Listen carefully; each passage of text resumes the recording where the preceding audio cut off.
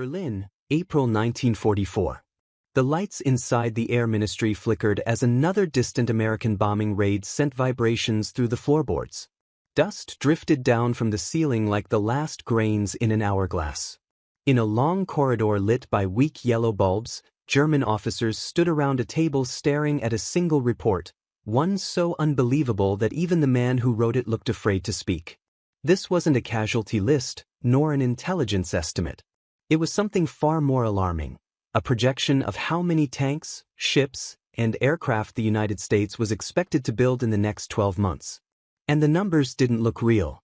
They looked impossible. General Jeschenek's voice trembled slightly as he read the first line aloud. 50,000 aircraft, in a year? He looked around as if waiting for someone to correct him. Nobody did. Outside, the faint hum of engines echoed, a reminder that American planes, thousands of miles from home, were already overhead. The officers gathered closer, trying to understand how an enemy that had barely been noticed 5 years earlier was now producing more war material than all of Germany's allies combined. At that exact moment, the bunker's air shook again as another formation passed. The men paused, waiting to hear whether the city had been hit.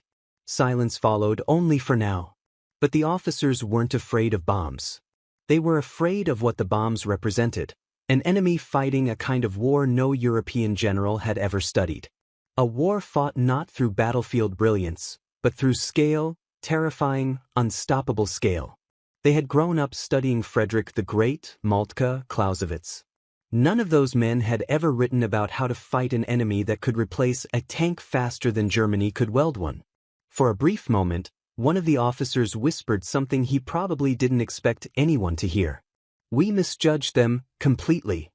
And though no one responded, everyone understood the truth behind it. Germany had built its strategy on assumptions. The Americans shattered every one of them. But you and I haven't even reached the real turning point yet, not even close. Because this moment, inside a trembling Berlin building, was only the faintest ripple of the realization that was coming. The true shock would arrive in the form of a single question, one that German officers dared not ask aloud. What if America was not fighting the same war at all? What if Germany was playing chess, but America was bulldozing the entire board? Before we get there, let me take you to a different room, a few floors below.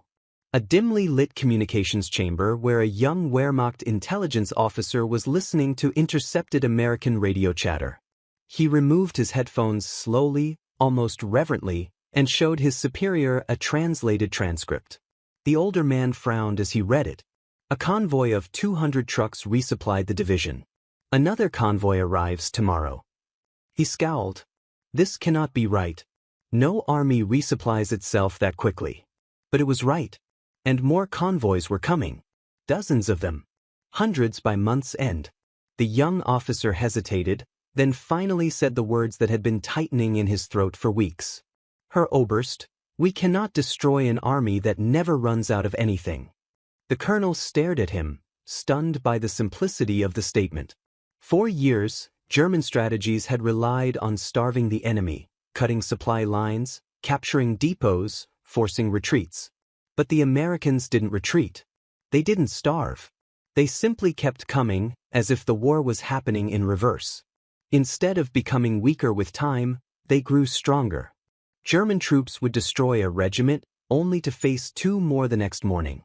They would shoot down a wave of bombers, only to see an even larger one the next week. And if you're watching this right now, pause for a moment. Imagine being a German soldier on the Western Front, or a general in Berlin, seeing an enemy whose strength didn't diminish but multiplied. If that feels surreal now, imagine how it felt in real time. But the real fear didn't come from American firepower. It came from something far more unsettling. The Americans didn't fight emotionally. They fought methodically, systematically, as though war was just an extension of industry. Germany saw war as an art, maneuver, timing, courage. America saw war as logistics, fuel, trucks, factories, rails. And that difference, that clash in worldviews, would ultimately break Germany's ability to understand what was happening to them. Now, before we move deeper, let me ask you something. Yes, you are watching this right now. If you're still here, it means you're drawn in by the tension, by the unraveling, by the moment a nation built on discipline and precision realized it was being crushed by something it didn't comprehend. So take a second, tap like, subscribe to keep these stories alive, and tell me in the comments, where in the world are you watching from right now? Your city, your country, your time of day. It helps this documentary reach more people who love history as much as you do. Because what comes next is where the stakes truly escalate. Back upstairs, the officers continued reading. A new section of the report outlined American shipbuilding numbers. 5 escort carriers every month, one whispered. Destroyers in weeks, not months. Another trembled as he read, Liberty ships, 1 every 3 days. A third pointed to a paragraph describing American fuel production. Germany's entire synthetic fuel program, built at unimaginable cost, was equal to what one American refinery produced casually. And then, perhaps the single most chilling line in the entire document, one officer said quietly, they fight a war without sacrifice. It wasn't true, of course. American soldiers died. Thousands. Tens of thousands. But what he meant was chillingly simple. America fought without rationing its machines, its supplies, its replacements. For every tank Germany lost, the replacement was a struggle, a sacrifice. For America, it was an industrial reflex. Germany fought with limits. America fought without them. And somewhere, deep inside the bunker, the realization began forming like a crack spreading across glass. Germany wasn't fighting another nation. It was fighting a continent-sized factory with a population larger than the entire Reich. A machine that no strategy, no maneuver, no act of genius could stop. And yet, the truth was even worse. Because Germany hadn't even realized the full extent of America's power. Not yet. That moment was still coming. Night settled over Berlin like a suffocating blanket, thick with smoke and tension. The sirens had stopped for the moment, but everyone knew they would start again soon. It was only a matter of when the next bomber stream broke through the clouds. Inside the Air Ministry, the officers remained gathered around those unbelievable American production charts, pages illuminated by the quivering yellow bulbs overhead. No one spoke anymore. Words had become too small, too fragile to carry the weight of what they were reading. Then, almost reluctantly, a colonel broke the silence. This is no longer a war of maneuvers, he whispered. This is annihilation through abundance. His voice cracked slightly on the last word. But the realization of America's terrifying new style of warfare wasn't happening only inside these walls, it was unfolding across an entire continent. Hundreds of miles away, in the forests of France, German field reports painted the same picture, one dispatch after another describing something that didn't fit any model of European warfare. A commander wrote, "We destroyed an American column today." By the evening, another, twice as long, replaced it. Another report, "Their artillery has so much ammunition they fire barrages without targets, just to keep us awake." And another, "We counted more trucks in a single U.S. convoy than our entire division now possesses." This wasn't just overwhelming. It was psychologically corrosive. Soldiers who had once believed they were fighting for the destiny of Europe suddenly felt as though they were drowning under a tide they could never push back. German generals had always valued the idea of Schwerpunkt, the decisive point, the brilliant blow that collapses the enemy's lines. But how do you break an enemy whose lines regenerate faster than you can strike them? How do you outmaneuver a foe whose strength grows every hour? These questions began to haunt the staff rooms, echoing like distant artillery bursts. One evening, in a dim field HQ on the Western Front, a veteran officer ran his hand across a captured American helmet. "They fight like engineers," he muttered. "Everything is measured, calculated, replaceable." His younger adjutant frowned. "Isn't that efficient?" The older man shook his head, eyes hollow. "No, it is horrifying, because we know how to fight soldiers, but we don't know how to fight a system."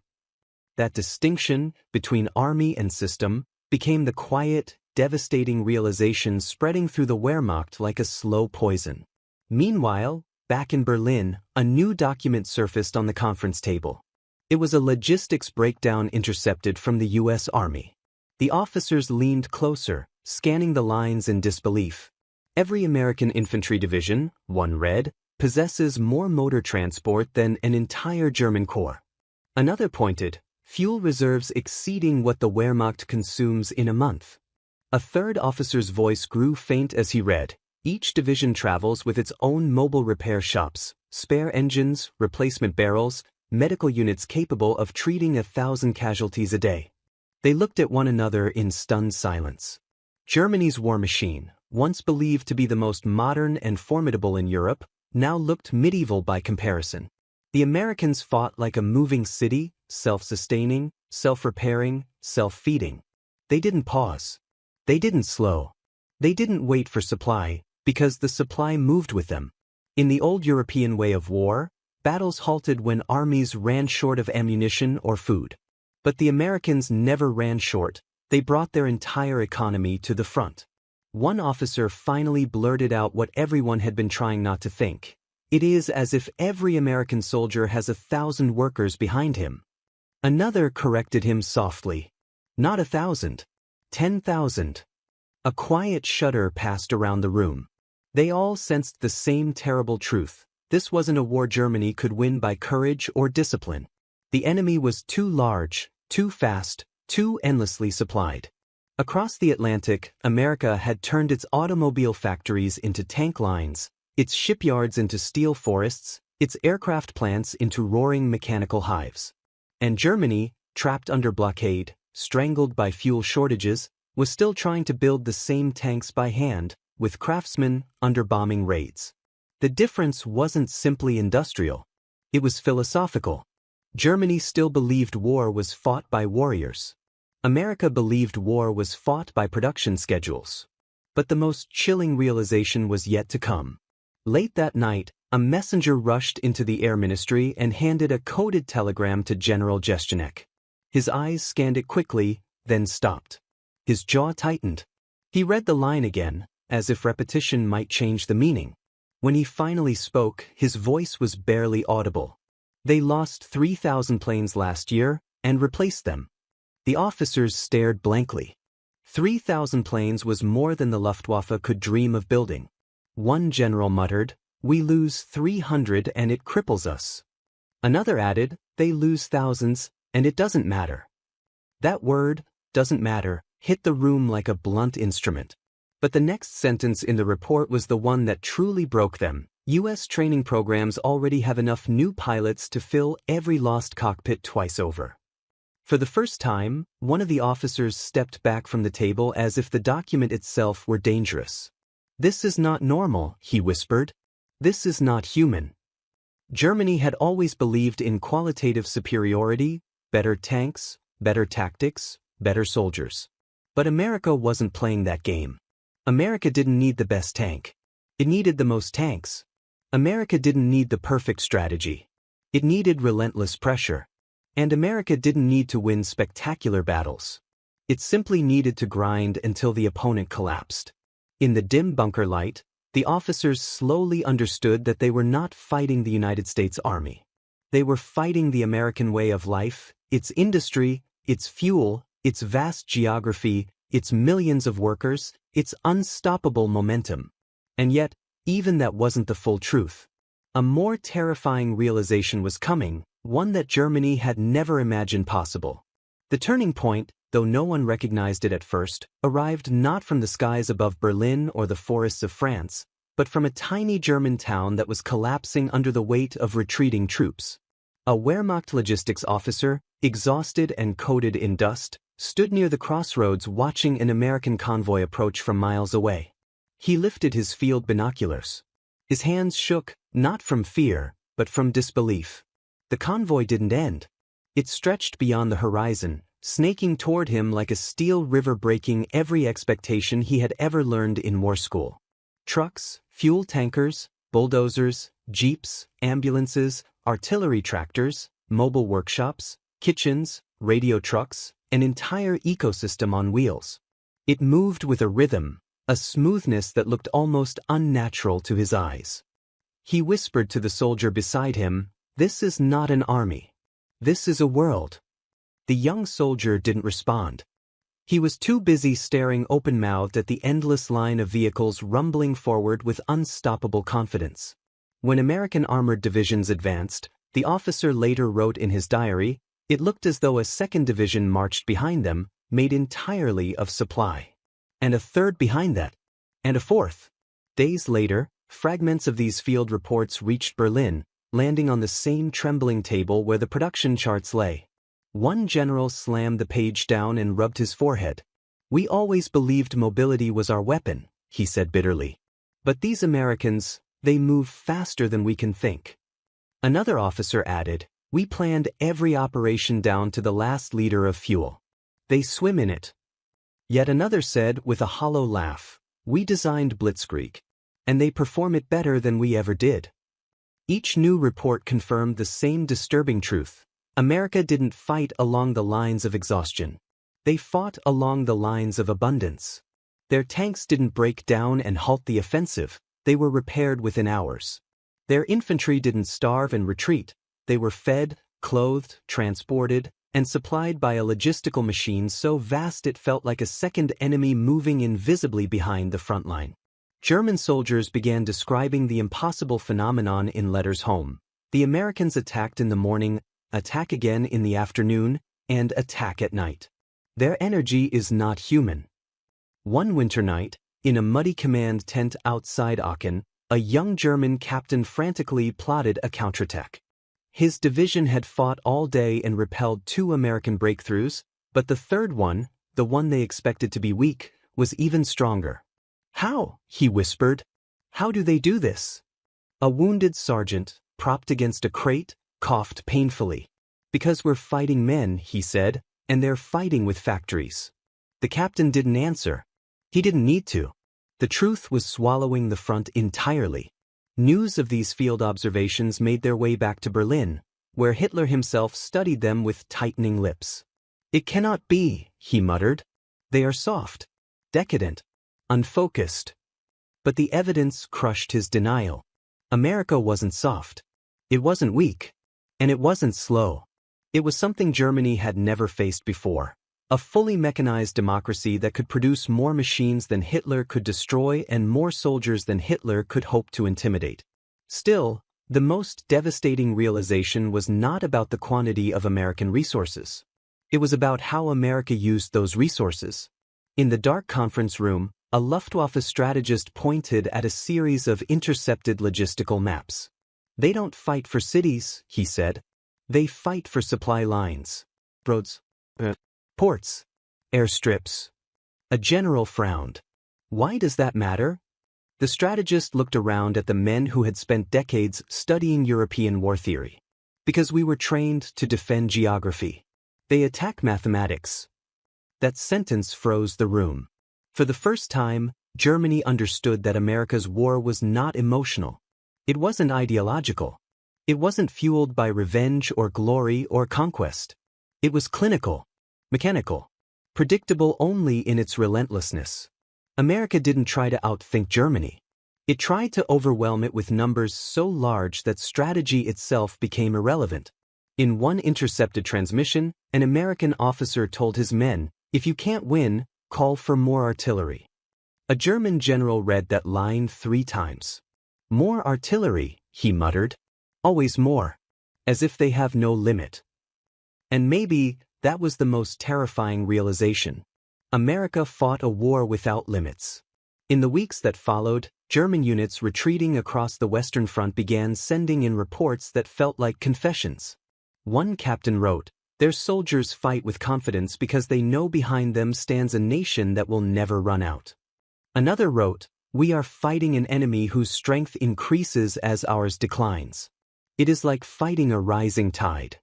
Back in Berlin, ministers tried to reassure one another that German willpower, German ingenuity, and German tactical brilliance would eventually balance the scales. But then came the moment that ended such hopes entirely. A courier entered the war room holding a single sheet of paper, an American manufacturing update. As Hitler read it, his jaw tightened.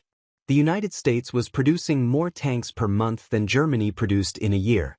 More aircraft in one season than the Luftwaffe could field in its entire force.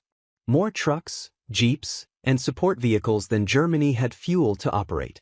"We are not fighting an army," Hitler whispered. "We are fighting a continent." Even Joseph Goebbels, master of propaganda, admitted privately in his diary, "America fights a different kind of war. One we cannot match. One we cannot even understand." But the deepest crack in German morale came from a revelation that no one had expected, one that made all the others look small. Because Germany finally learned why America fought differently. And that truth, coming from a captured American officer, shook the German high command more than any bombing raid ever could. The revelation arrived quietly, far too quietly for what it would mean. It came not through intelligence intercepts or intercepted logistics maps, but from a captured American officer sitting in a dim interrogation room on the outskirts of Cologne. He wasn't defiant or broken, just tired. Mud still clung to his boots. His uniform was torn at the shoulder. A German intelligence colonel sat across from him, flipping through the officer's papers, searching for weakness, error, anything that might explain the unstoppable rhythm of the U.S. advance. But nothing fit the old German models of warfare. So finally, the colonel leaned forward and asked the question that had been burning beneath every report sent to Berlin for months: "How is it that your army never stops?" The American officer blinked. For a moment, he didn't understand the question. Then, slowly, a faint smile touched his lips, not arrogance, not triumph, but something closer to pity. "We don't stop," he said, "because our country doesn't stop." The colonel frowned. "Factories?" he asked. "Industry?" The American shook his head. "People," he said. "Ordinary people." The colonel stared at him, confused. "Explain." The American looked down at his hands as if searching for the right place to begin. "Back home, every man, woman, and child is part of this war. Not because they fear punishment, not because they worship a leader, but because they expect each other to do their part." He paused. "You're fighting a military. We're fighting with society."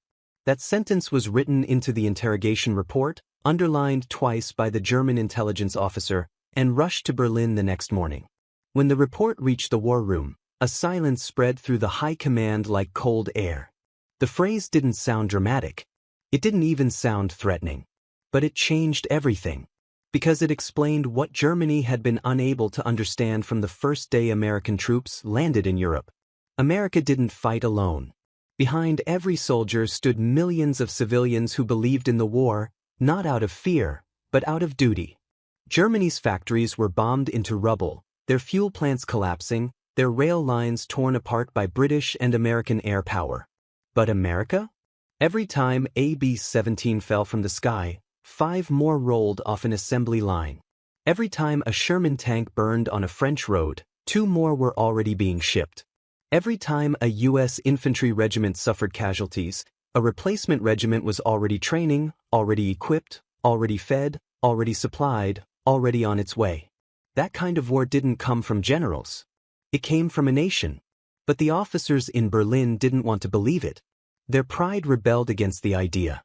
So they sent the report to a social analyst inside the Reich security main office, one of their brightest minds. His conclusion was blunt.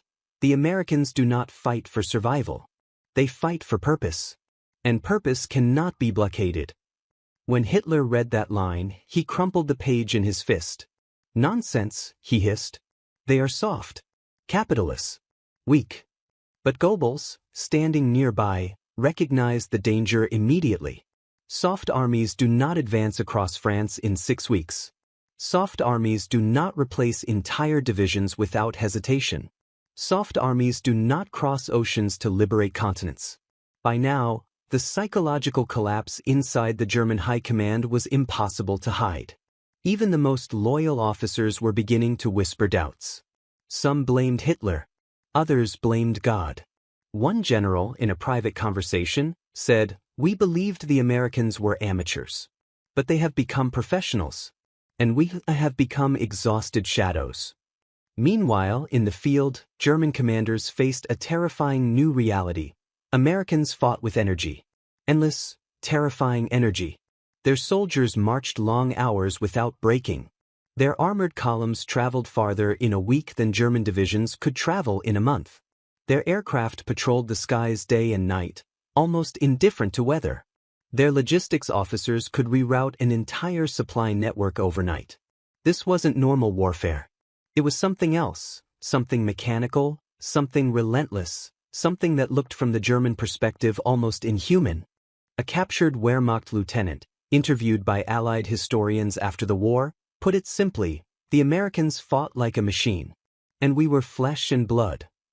That was Germany's growing fear in 1944 and 1945, not just defeat, but irrelevance. Their traditional strategies, encirclement, Schwerpunkt, lightning war, collapsed against an enemy who refused to play the same game. But the final blow to German morale came not from American tanks or planes or factories. It came from a small detail in a single intercepted message. A divisional commander on the U.S. side had requested reinforcements and received this reply. Approved. Additional battalion arriving in 48 hours. Fuel unlimited. Unlimited. The German officer who translated the message underlined the word 3 times. Unlimited. Germany had never known that word, not in 1939, not in 1940, and certainly not in 1944. Everything in the German war effort had limits: fuel, metal, rubber, men, trucks, even time itself. But the Americans, at least from the German point of view, seemed to operate in a different universe. Unlimited fuel. Unlimited trucks. Unlimited replacements. Unlimited will. And now Germany understands why. The Americans weren't fighting for territory. They were fighting for the idea that their system, democratic, industrial, self-confident, could outlast anything built on tyranny. And it was working. The officers in Berlin, once masters of Europe, now looked at one another with the same hollow expression. They realized they weren't watching a military defeat. They were watching the collapse of an entire worldview. But the true reckoning was still ahead. Because Germany had seen America's numbers. Germany had studied America's logistics. Germany had witnessed America's speed, fuel, and mobility. But Germany had not yet faced America's final advantage. The advantage that would make even the industrial numbers look small. The advantage that would make some officers whisper, "Then we never had a chance at all." The final shock did not come with the roar of engines or the distant thud of bombs. It arrived in silence, creeping into the German high command like a cold draft through a cracked window. It began with a series of field interviews, conducted by Wehrmacht intelligence officers who had finally been forced to confront a question they had avoided for years. What motivates the American soldier? Up until this point, Germany had always believed something reassuring, something simple. They assumed American soldiers were fighting for money, or adventure, or naive patriotism. But when the interviews came back, translated and neatly typed, everyone in the bunker felt a subtle but unmistakable shiver as they read the answers. A recurring pattern ran through the testimonies, something Germany had never accounted for, something that made every tank factory and fuel depot seem secondary. American soldiers genuinely believed they were fighting for freedom, their own and others. Not in the abstract, not in propaganda, not in slogans shouted at rallies. They believed it deeply. A captured American sergeant told his interrogator, "I'm here because I want my kids to live in a world without people like Hitler." Another said, "We don't conquer. We fix things." One young tanker, barely 20, said, "We don't want territory. We just want to end this madness." When Hitler heard those lines, he laughed, the brittle, humorless laugh of a man who can no longer tell the difference between belief and threat. "Fools," he muttered. "Deluded fools." But others in the room didn't laugh. They recognized something Hitler couldn't. America's war effort wasn't driven by fear, it was driven by conviction. A nation fighting out of fear can be broken. A nation fighting out of duty can be exhausted. But a nation fighting because it believes it is doing the right thing is almost impossible to defeat. A senior officer finally said what many were thinking: Mein Führer, their strength is not only in factories. It is on purpose. Hitler snapped back instantly. Purpose means nothing without tanks. But even as he shouted it, his voice cracked. Because deep down, beneath the rage, beneath the denial, he knew the truth. Tanks can be destroyed. Bridges can be bombed. Men can be killed. But an idea, once rooted in millions of hearts, can be terrifyingly resilient. In the weeks that followed, as American forces crossed the Rhine and raced deep into Germany, this realization spread like a whisper along the collapsing front. The Americans weren't simply overpowering Germany. They were outlasting it. The German soldier fought until the fuel ran out, until the bullets were gone, until the knees buckled under exhaustion. But the American soldier fought knowing the entire nation stood behind him, its economy, its families, its factories, its farms, its workers, its schools, its dreams. Every victory Germany achieved in the early years of the war was built on the illusion that Europe was the center of the world. But now, watching American armored columns drive across the heart of the Reich, German officers finally understood that the center of the world had shifted, and they had never noticed. One evening in late March 1945, a German general stood outside his command post as American half-tracks rolled through the shattered remains of a German town. He watched silently, the wind whipping at his greatcoat, the ashes of bombed buildings swirling at his feet. Beside him, a young lieutenant murmured, "They fight without hatred." The general nodded slowly. "Yes," he said, "that is their greatest weapon." Then, after a long pause, he added, "And the one we never understood." Back in Berlin, the final reports from the Western Front arrived in chaotic bundles, scribbled notes, frantic messages, half-burned papers rescued from overrun HQs. But one message stood out. A German colonel had written a final assessment in the margin of a larger document, almost as an afterthought. It read, "They did not fight our war. They fought their own. And that is why we lost." When this line was read aloud in the bunker, no one argued. No one scoffed. No one dismissed it. Because by now, the truth had become impossible to deny. Hitler sat slumped in his chair, his hands trembling slightly as he stared down at the mess of reports scattered across his desk. He whispered, barely audible, "America should never have entered the war." But Goebbels, standing behind him, quietly corrected him. They were always going to win, mein Führer, whether they entered early or late. At that moment, Hitler understood, perhaps more clearly than he ever had, that his greatest strategic mistake had not been Stalingrad, or North Africa, or even the invasion of the Soviet Union. His greatest mistake had been declaring war on a country he didn't understand. A country that fought on principles, not desperation. A country whose strength grew with distance, not shrank. A country that turned oceans from barriers into highways. A country that could replace every loss, repair every setback, rebuild every broken machine. America didn't fight the way Germany expected. America didn't fight the way Europe had always fought. America fought a different kind of war. And the day Germany realized this, truly realized it, was the day many officers quietly admitted the war was already lost. In the last hours of the Reich, as Berlin shook under the thunder of Soviet artillery and American bombers circled overhead, one German officer said to another, "Do you think history will understand how we lost?" The other officer, eyes heavy with exhaustion, replied, "History will understand. We lost the moment we fought a nation we mistook for ordinary." Outside, the city burned. Inside, an entire worldview collapsed. Because Germany had finally understood the truth. They had never been prepared for America. Not the real America. Not the America that fought with factories, with families, with ideals, with distance, with conviction, with limits so far beyond Germany's that the comparison felt almost mythic. And long after the smoke cleared, long after the maps were redrawn, long after the war ended, one sentence remained in the diaries of German officers, a simple summary of the war that had crushed them. It was not their weapons that defeated us. It was their way of fighting.